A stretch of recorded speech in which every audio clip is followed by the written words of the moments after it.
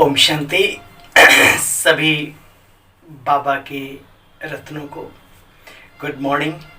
आइए आज पुनः एक बार बाबा के साकार महावाक्यों का सार सुनेंगे। बाबा की भाषा में ताज़ा ताज़ा हलवा खाएंगे सवेरे सवेरे और हजम करने के लिए जुगाली करेंगे दिन भर, अर्थात मन और बुद्धि से इन बातों का मनन चिंतन भी अवश्य करेंगे और फिर उसकी ताकत आएगी। मीठे बच्चे, बाप है भक्तों और बच्चों की रखवाली करने वाला। कौन? मीठे बच्चे, बाप है भक्तों और बच्चों की रखवाली करने वाला। भक्त वत्सलम, पतित से पावन बनाकर घर ले जाने की जिम्मेवारी बाप की है, बच्चों की नहीं है। प्रश्न, बाप का कल्प कल्प फर्ज क्या है? कौन सा ओना बाबा को रहता है? सुनो, बाप का फर्ज है बच्चों को राजयोग सिखलाकर पावन बनाना, सभी को दुख से छुड़ाना। बाप को ओना रहता है मैं जाकर अपने बच्चों को सुखी बनाऊं।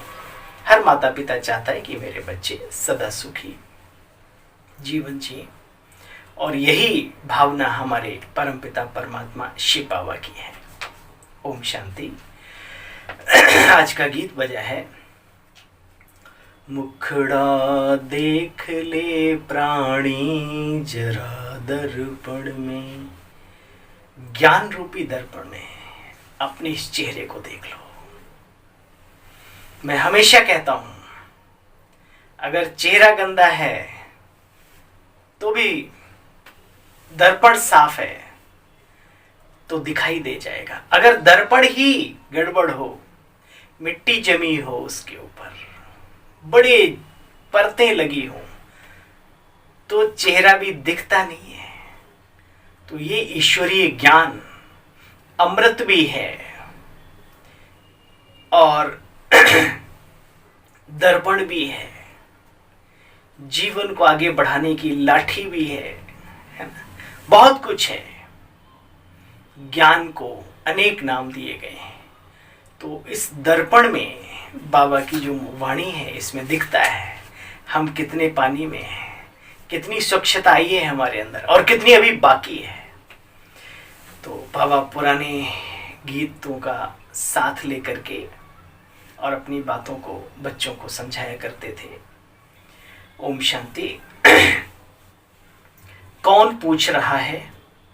बाप, जिसको अलमाइटी अथॉरिटी कहते हैं। हमेशा यहाँ पर परमात्मा के लिए बाप शब्द इस्तेमाल किया जाता है क्योंकि वो हमारे पिताओं का भी पिता है। बाप की महिमा तो करते हैं, वह लिबरेटर गाइड भी उसको कहते हैं। सभी की सदगति करने वाला है, दुख हरता सुख करता है। नाम गाया जाता है भक्त वत्सलम। अब बच्चे या भक्त तो बहुत हैं, उन पर रहम करने वाला एक ही बाप है। सारी दुनिया को एक ही बाप आकर के दुखों से छुड़ा करके सुख और शांति का रास्ता बतलाते हैं, समझ देते हैं, शिक्षा देते हैं। जब मनुष्यों पर आफतें आती हैं तो सभी भगवान को किसी न किसी रूप में याद करते हैं, भले जानते हैं नहीं जानते, वो बात अलग है। पुकारते हैं, हे परमपिता परमात्मा आओ, आकर के हमें बचाओ। बाप अर्थात वही परमपिता परमात्मा जिसको पुकारते थे, वो अभी सन्मुख आकर के बैठा है। बाप कहते हैं, क्या मुझे ख्याल नहीं होगा कि अब सब पतित हो गए हैं, मैं जाकर सबको राजयोग सिखलाए पावन बनाऊं? यह तो मेरा कल्प कल्प का फर्ज है। बाप कहते हैं, मैं तुमको बच्चे पावन बनाने आया हूं, इसलिए अपनी कमजोरियों पर भी ध्यान न देते हुए ये बार बार याद करो, मुझे बनाने वाला कौन, मुझे सिखाने वाला कौन, मुझे आगे बढ़ाने वाला कौन। वो मुझे बनाकर ही दम लेंगे, बशर्ते हमारी अंदर की इच्छा भी चाहिए, क्योंकि प्राप्तियां भी तो मुझे ही करनी है, बाबा को तो सिर्फ बनाना है। बाप कहते हैं, मैं तुमको पावन बनाने आया हूं। देखो मीठे बच्चे, सन्यासी आदि भी तो इन विकारों को छोड़ते हैं ना, उन्हों का हद का सन्यास, और तुम बच्चे हो बेहद के सन्यासी, बुराइयों को अपने मन और बुद्धि से तिलांजलि देने वाले बेहद के सन्यासी। बाप कितना अच्छी तरह से अपने बच्चों को समझाते रहते। बाप कहते, हे मीठे बच्चों, काम महाशत्रु है, इन पर विजय प्राप्त करो। गीता में भी ईश्वरीय महावाक्यों का तंत्र ही तो है वो। 5000 वर्ष पहले भी भगवान ने सिखाया था, उसकी यादगार में आज भी लिखा हुआ है, हे अर्जुन, काम और क्रोध ये आत्मा के महाशत्रु हैं, वैरी हैं। इनके ऊपर ज्ञान रूपी तलवार से तुम्हें विजय प्राप्त करनी है, नॉलेज की लाइट और माइट के आधार से। बाबा कहते हैं, इन पर विजय प्राप्त करो। बाप कितना अच्छी तरीके से समझाते हैं, बच्चे इन विकारों में कोई सुख नहीं है। दिखता है अल्पकालीन, अल्पकाल का भी सुख नहीं होता, सिर्फ दूसरों को दिखता है। बाबा कहते, हमेशा मिसाल दिया जाता है इन विकारों के बारे में। जैसे स्वान, जिसको डॉगी भी कहते हैं, वो कोई हड्डी मिल जाती है सूखी हुई, उसको चचोड़ता है, निचोड़ता है, उसके अपने दांत टूट जाते हैं, मसूड़ों से ब्लडिंग होने लगती है, और उसे ऐसा महसूस होता है कि ये ब्लड इस हड्डी में से निकल रहा है। यही विकारों के प्रति बात कही गई है। विकार जो कि आत्मा को खोखला करते हैं, तन को खोखला करते हैं, लेकिन मनुष्य उसमें आनंद की अनुभूति करता है, जैसे वो जो अभी सुनाया। तो बाबा कहते हैं, इनमें सुख नहीं है बच्चे, इनमें कोई सुख नहीं है। बाप सिर्फ कहते, अंतिम जन्म पवित्र बनो, 21 जन्मों के लिए तुम्हारी काया कल्पत्रु कर दूंगा। परंतु बात तो बहुत सहज है, फिर भी माया ऐसी है जो बच्चों को हरा देती है। भल 4 मास 6 मास पवित्र भी रहते हैं, फिर टूट पड़ते हैं, कमर टूट जाती है, जैसे कि मतलब कमजोर हो जाते हैं। भारत में ही शिव जयंती भी मनाते हैं, देखो मंदिर भी सबसे बड़ा यहां ही है। समझाना चाहिए जरूर शिव आते हैं, तब तो उनकी शिवरात्रि सो शिव जयंती मनाते हैं। शरीर बिगड़ तो बच्चे कुछ होगा नहीं, अब वो है शरीरी निराकार अव्यक्त अलौकिक सत्ता। तो लेकिन स्थूल दुनिया में आकर के तो हमारे जैसों को समझाने के लिए हमारे जैसे रूप धारण करना पड़ेगा। गर्भ से ना ही जन्म लेकर के, लेकिन कम से कम किसी शरीरधारी के अंदर प्रवेश करके दिव्य अलौकिक जन्म जिसे कहते हैं। सुख दुख बच्चे आत्मा ही भोगती है, इन बातों को तुम बहुत अच्छी तरह से जानते हो। बाबा आया है सभी को, एक दो को नहीं, सभी को मुक्ति, जीवन मुक्ति का वर्षा देने। बाबा का पार्ट है बच्चों को वर्षा देना। निराकार रचयिता बाप से वर्षा कैसे मिलता है ये भी तुम बच्चे जानते हो। मेरा परिचय तुमको कहाँ से मिला? कल की मुरली में क्या था, चपटी में आके बाबा अपना परिचय, चुटकी में आके। तो मेरा परिचय तुम बच्चों को कहाँ से मिला? भगवान वाच, क्या मैं श्री कृष्ण हूँ? क्या मैं ब्रह्मा हूँ? क्या मैं विष्णु हूँ? बच्चे मैं तो निराकार हूँ, निराकार, परम धाम का रहने वाला, वो दिव्य ज्योति पुंज, दिव्य शक्ति, वो है परमात्मा, ना कि कोई शरीरधारी देवता या धर्मात्मा या कोई महात्मा या कोई साधारण नहीं। अशरीरी है, अव्यक्त है, अलौकिक है। बच्चे मैं निराकार हूँ, सभी आत्माओं का बाप हूँ। ये बात सिवाय बाबा के और कोई कह न सके।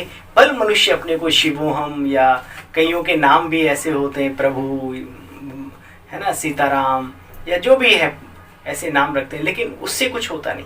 बाबा कहते कई कहलाते हैं अपने को शिवोहम, परंतु ये कह न सके कि मैं पूरे विश्व में जितनी आत्माएं उनका पिता हूँ, इतनी अथॉरिटी के साथ। शिव बाबा ही कहते हैं वंडर खाना चाहिए। अभी हमें कौन मिला है? वो जो सारी दुनिया को पावन बनाते, 21 जन्मों का वर्षा देने वाले। बाप की मत पर बच्चे कदम कदम चलते चलो, चलते चलो, चलते चलो। माया बड़ी दुस्तर है, इसलिए बाबा ने कहा माया बड़ी दुस्तर है, चतुर भी है। इसलिए बाप हमेशा कहते बच्चे खबरदार, होशियार, जागते रहो और दूसरों को भी जगाते रहो। बाप को बच्चे फारकती देवे तो कहेंगे ना, मैंने तुम्हारी बच्ची इतनी सेवा की, फिर तुमने फारकती दे दिया। यहाँ तो औरों की भी सेवा करनी है, औरों को आप समान बनाने की। यहाँ मदद मेरी नहीं करेंगे क्या?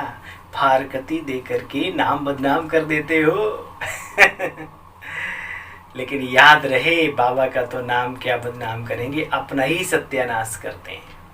एक बाबा का नाम डुबोने वाला होगा तो 1000 झंडा ऊंचा करने वाले, श्री विश्वविद्यालय की ये विशेषता है। लेकिन जो डुबोने वाला है उसकी ही नैया डूब जाती है, ये हमारा अनुभव है। इसलिए कम से कम अपने कल्याण के हित में कम से कम इतना तो करो जो अपना कल्याण ना हो।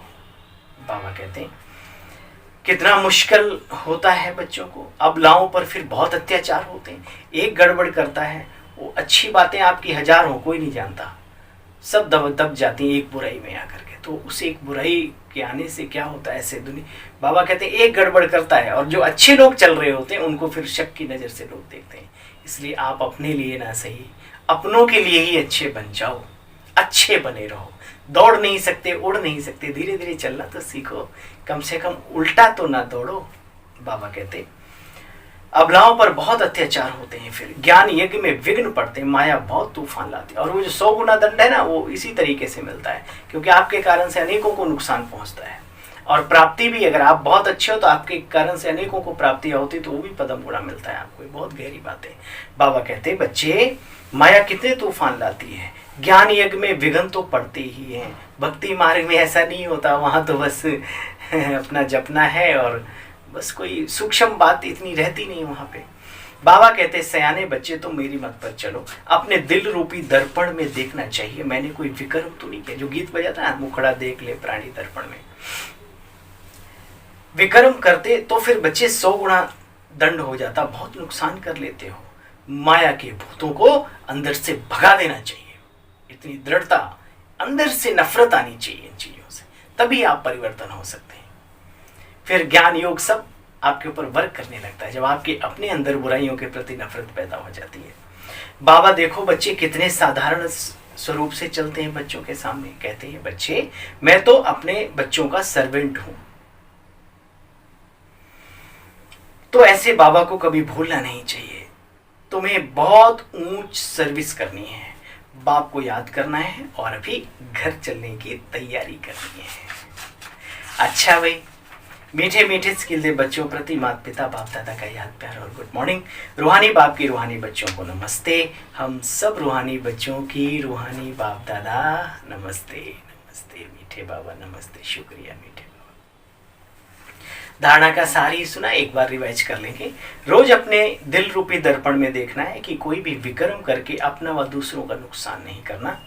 सयाना बन बाप की मत पर चलना है और अंदर से भूतों को भगा देना है।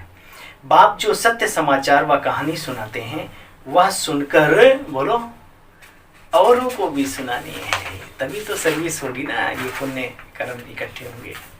वरदान, हर समय अपने दिल में बाप की प्रत्यक्षता का झंडा लहराने वाले दृढ़ संकल्पधारी भव।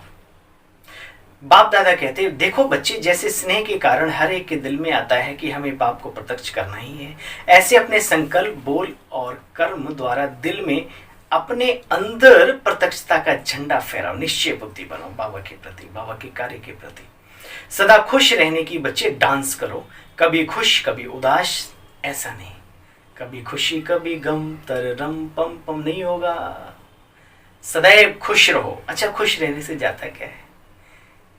अपना भी नहीं जाता, किसी का भी नहीं जाता। इसलिए सदा खुश रहने का दृढ़ संकल्प करो, खुशी का डांस करते रहो। हा हा हा, रावण के जैसे ठाके मार के हंसने की बात नहीं, मुस्कुराना सीखो, दिल से भीतर से खुश रहना सीखो, चेहरे पर अपने आप दिखेगा। बाबा कहते हैं ऐसा दृढ़ संकल्प व्रत धारण करो कि जब तक जीना है तब तक खुश रहना है। बाबा कहते हैं जान चली जाए लेकिन खुशी रूपी खुराक कम ना हो कभी भी। खुशी निधि है, खजाना है जीवन का बहुत बड़ा। मीठा बाबा, प्यारा बाबा, मेरा बाबा, ये दिल के अंदर गीत बजता रहे तो प्रत्यक्षता का झंडा लहराता रहेगा। स्लोगन, विघ्न विनाशक बनना है तो सर्व शक्तियों से संपन्न बनो। विघ्न विनाशक बनना है तो सर्व शक्तियों से संपन्न बनो। अच्छा, पुनः आप सभी को आज के शुभ दिवस की हमारी ओर से हार्दिक शुभकामनाएं स्वीकार हों। ओम शांति, ओम शांति। चैनल को सब्सक्राइब करने के लिए, वीडियो को शेयर करने के लिए आप सभी का बहुत बहुत धन्यवाद। ओम शांति।